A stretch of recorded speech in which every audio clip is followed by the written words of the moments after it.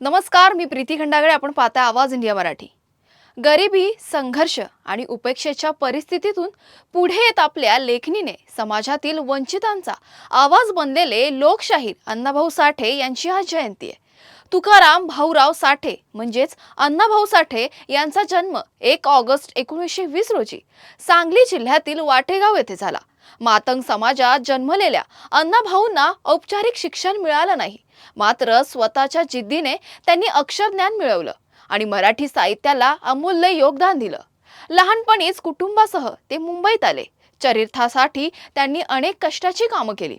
मुंबईतील कामगारांचं जीवन, त्यांचे दुःख आणि संघर्ष जवळून पाहिल्यानंतर त्यांच्या लेखणीला नवी दिशा मिळाली.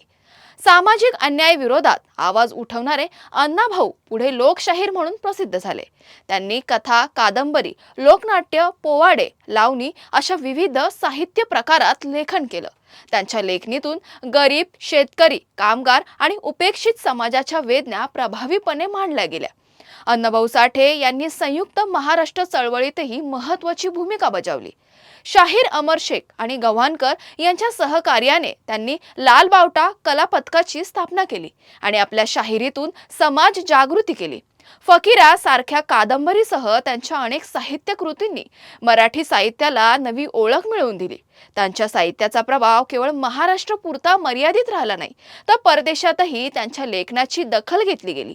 ही पृथ्वी शेषाच्या मस्तकावर तरलेली नसून श्रमिकांच्या तळहातावर तरलेली आहे, हा विचार मांडणाऱ्या अण्णाभाऊ साठे यांनी श्रम, संघर्ष आणि समतेचा संदेश दिलाय. संघर्षातून उभा राहिलेला हा लोककवी आजही लाखो लोकांसाठी प्रेरणास्थान आहे.